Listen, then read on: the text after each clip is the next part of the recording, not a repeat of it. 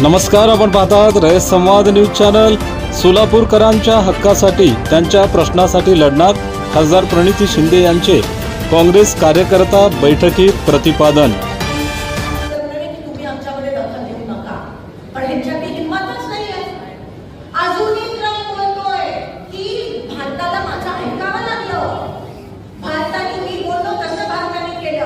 मोदीजी, तुमच्यामुळे आपलं देश जगभरात अतिशय कमकुवत आणि कमजोर दिसू लागलाय।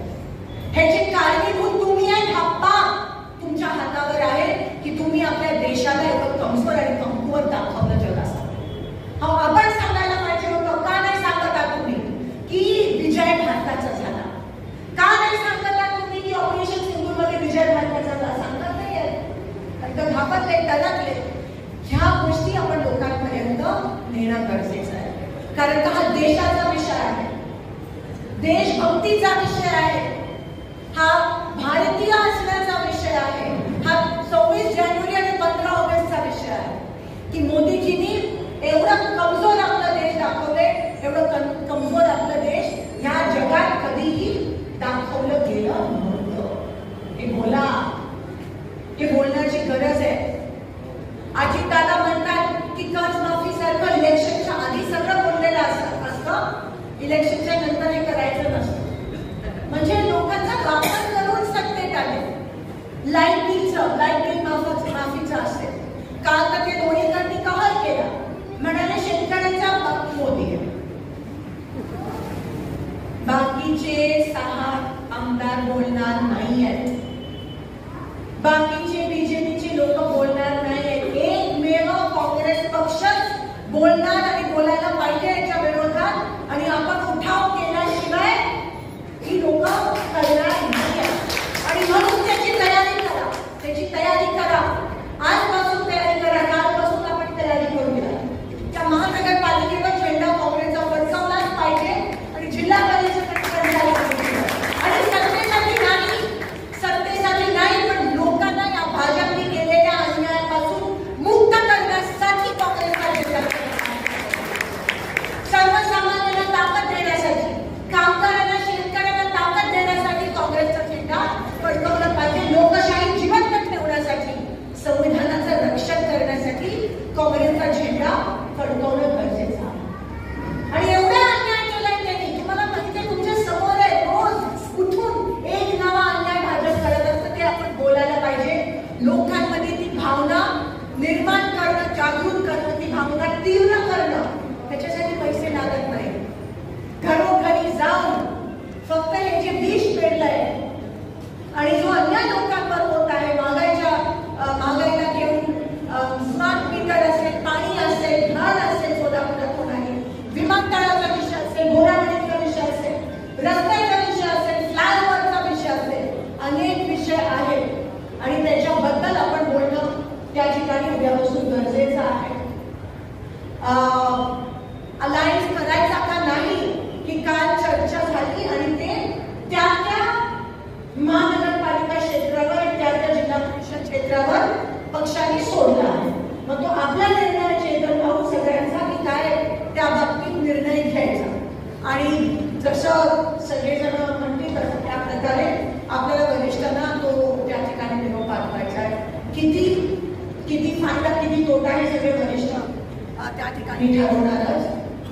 पण जसं चेतन भाऊ म्हणतात, 102 लोकांनी तयारीला लागावं उद्यापासून आणि सगळ्या जणांनी आपापल्या प्रभागात, आपापल्या वॉर्डात काम करणं गरजेचं आहे।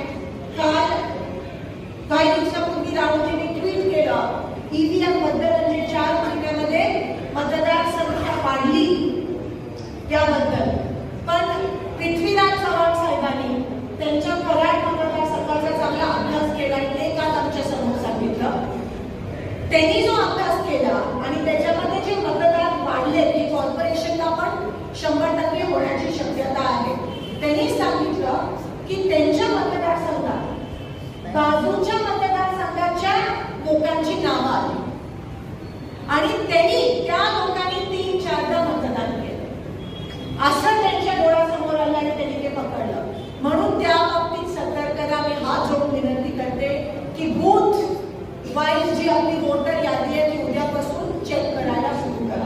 वॉर्डाचा असतं, प्रभागाचा असतं म्हणून छोटा असतं, सोपा असतं. तुम्ही नजरेत ठेवू शकता कोण काय करतं, तुम्ही सगळ्यांना नावानिशी ओळखत असता. म्हणून तिकडे जर आपण जिंकू शकलो बूथ लिस्टवर तर तुम्ही इलेक्शन जिंकलं. हे माझ्याकडून लिहून घ्या, काळा दगडावरची रेघ. पण तिकडे जर तुम्ही भाजपला काय करू दिलं आणि आतापासून नंतर करूया तर मग ते लोक 100% ईव्हीएम मॅनिप्युलेट करणार. त्यांनी ते तयारी कशी आहे. पण लोकसभेत पण केले, लोकसभेत केलेले असं नाही सर. पण जे मी म्हणाली भावना एवढी तीव्र होती लोकांमध्ये की त्यांनी सगळ्यांनी वन साईड मतदान केलं आणि त्याच्यानंतर त्यांनी विधानसभेत अजून मॅनिप्युलेट केलं. एवढ्या प्रमाणात लोकसभेत केलं नव्हतं. पण आता ही वेळ आहे की आपण सगळ्यांनी सतर्क राहणं गरजेचं आहे. जे जातपात धर्माची घाण करणार आहे त्याच्या विरोधात आपण उभं राहून त्यांनी केलेला अन्याय जो आहे, धर्माच्या नावावर त्यांनी केलेला जो अन्याय आहे त्याच्याबद्दल बोलणं, छाती ठोकून बोलणं गरजेचं आहे. लगेच कुठे काही ते धर्माचे बोललं तर आपण लगेच थोडेसे घाबरून जातो. काही गरज नाही, काही गरज नाही की त्यांनी दुप्पट अन्याय केलाय ते करून आणि लोकांमध्ये दंगली पसरवण्यात, देशाचा अपमान, आर्मी देखील एअरफोर्सचा अपमान करण्यात भाजप अव्वल नंबर ठरला आहे. त्यांना उघडकीस पाडणं आता आपली काळाची गरज आहे. ते आपण करूया. आपण सगळे एकत्र लढूया. लढेंगे जीतेंगे, लढेंगे आणि जीतेंगे. मला खात्री आहे आपण सगळे लोक आपली वाट पाहतायत. लोकांना बोलण्याची व्यासपीठ पाहिजे. लक्षात घ्या सगळीकडे तेच कुठे कुठे त्यांची किल्लावर पसरले. त्याच्या विरोधात तुम्हाला उभं राहायचं आहे.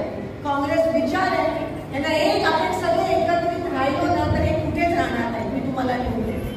कारण आपण विचारांची लढाई लढायची आणि मला 100% खात्री आहे की विजय तुमचा निश्चित आहे. विजय काँग्रेसचा निश्चित आहे. 2024च्या लोकसभेमध्ये जी भावना तीव्र होती बीजेपीच्या विरोधात ती मला तेवढ्या वर्षानंतर दिसली परत. आणि कदाचित काँग्रेस पक्षाने थोड्या अजून ताकद वापरली असती. आपल्याला एक्सपेक्टेड नव्हतं तर 25-20 खासदार अजून निवडून आले असते आणि आज आपण सत्तेत असतो. पण आपल्याला ते कळलंच नाही खरं.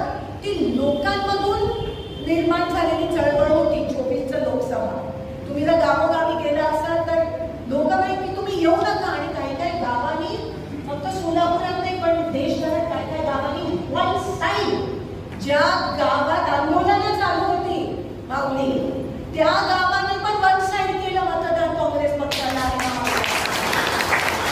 आपण कदाचित पोचलो नाही, प्रचार नाही केला. साम दाम दंड जे बीजेपीने वापरलं ते त्याचा काही फरकच पडला नाही लोकांना. आणि लोकांनी वन साईड त्या ठिकाणी मतदान केलं आणि नेमकं भाजप त्यावेळेस जागं झालं आणि त्यांनी ठरवलं की विधानसभेच्या आधी बऱ्याच अँगलनी बऱ्याच गोष्टीचा वापर करून इलेक्शन मॅनिप्युलेट केलं पाहिजे. ईव्हीएम एकमेव नव्हतं, त्याच्यामध्ये लाडकी बहिणीचा पण विषय होता. बेहिशोब पैसे वाटप भाजपने केली. लाडकी बहीण असेल आणि ईव्हीएम असेल या सगळ्या गोष्टी एकत्रित आणल्या आणि खोटा विजय त्या ठिकाणी प्राप्त विधानसभेत केलं. जसं सर म्हणाले तसं ईव्हीएमचं सरकार आहे, ते काही खरं पुरं झालेलं सरकार नाहीये. लोकसभेच्या वेळेस जी भावना लोकांच्या मनात होती ती आता आपल्याला पुन्हा जीवित करायची, ती आपल्याला पुन्हा जागृत करायची. काल आमची दिल्लीत खूप महत्वाची मीटिंग झाली. सगळे महाराष्ट्राचे नेते होते, शशिकलाजी होते, खडगेजी होते आणि सगळेजण आता महापालिका निवडणुकीसाठी तयार आहेत. ही महानगरपालिका निवडणूक किंवा जिल्हा परिषद ग्रामपंचायत ही महाराष्ट्रासाठी खूप महत्वाची ठरणार आहे. आपण सगळ्यांनी सगळं म्हणजे पूर्णपणे आपला वेळ महानगरपालिका आणि ग्रामपंचायत आणि जिल्हा परिषदेसाठी द्यायला पाहिजे. आपल्याला फक्त लोकांना जाऊन हॅमरिंग करायचं. एवढ्या गोष्टीच्या माध्यमातून भाजप सरकार लोकांवर अन्याय करतंय. आज जबरदस्ती तुमची अदानी मीटर लावणार, स्मार्ट मीटर लावताय. तुम्ही कोणी बोलत नाही. हे आमदार तर बोलणार नाही, हे सगळे तरकुटली आहेत भाजपचे. काही झालं तर भाजपला त्या ठिकाणी एअरपोर्टचं जरी उद्घाटन असलं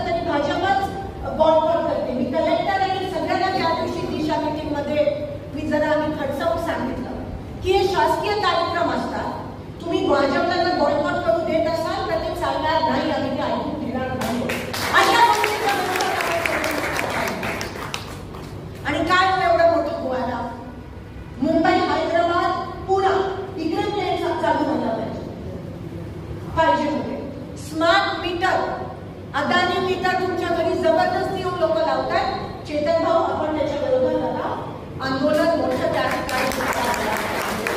त्यानंतर सोलापूर शक्तीपीठचा मोठा विषय जे कोल्हापूरमध्ये आंदोलन सुरू झालं. महानगरपालिका अस्तित्वात 3 वर्ष नव्हती.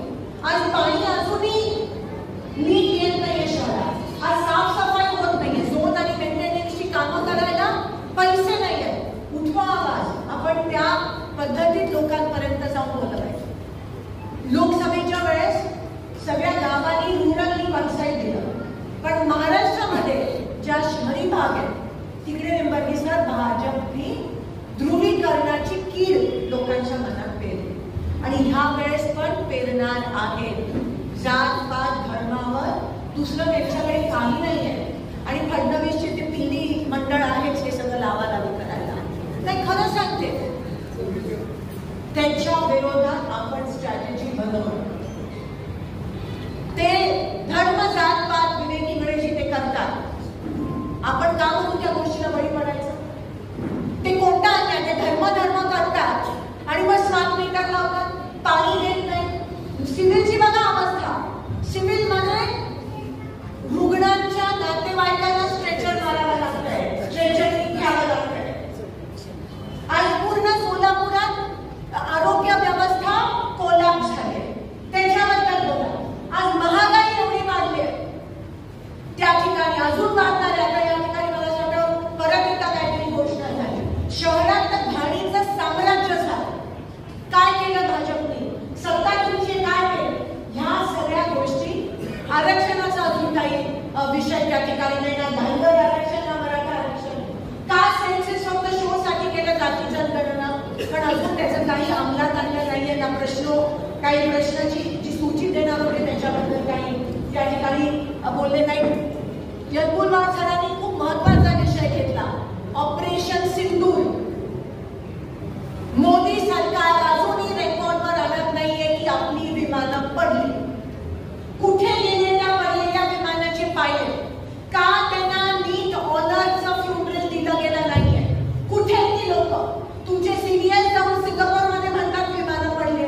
काल पण त्यांच्या एका नोटमध्ये आला की विमानं पडली. पण तुम्ही का नाही आम्हाला सांगता? जेव्हा तुम्ही विमानं पडली हे स्वीकार करत नाही आहात तेव्हा तुम्ही एअरफोर्सचा अपमान करताय. जेव्हा त्या एअरफोर्सला तुम्ही एअरफोर्सचा आपला हल्ला व्हायच्या आधी जेव्हा तुम्ही पाकिस्तानला सांगता की आता 15 मिनिटात आम्ही हल्ला करणार आहोत, तेव्हा नाही का तुम्ही त्या एअरफोर्सच्या कॅप्टनचा जीव धोक्यात टाकला? तेव्हा नाही का तुम्ही एअरफोर्सचा अपमान केला, आर्मी आणि नेव्हीचा अपमान केला? अजूनही ते 4 आतंकवादी फरार आहेत. अजूनही 4 आतंकवादी फरार आहेत. का आपण हे प्रश्न विचारत नाही? का तो नाही का भारत देशाचा एवढा मोठा अपमान आहे? जे लोक गेली त्यांचा अपमान आहे. ज्या बायकांनी त्यांचं सिंदूर गमावलं त्यांचा अपमान आहे की अजूनही हे 4 आतंकवादी फरार आहेत. विमानं पडली त्याचा अजूनही तुम्ही बोलत नाही. पाकिस्तान आधी कळवता की आम्ही त्या ठिकाणी आक्रमण करणार आहोत. का फ्रान्स आणि इतर देशांच्या हातात आपली विमानं दिली?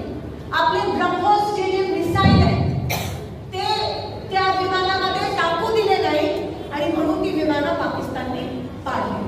कालच एवढी एक हेडलाईन आली देखील की मोदी सरकारच्या पॉलिसीमुळे आपली विमानं आपल्याला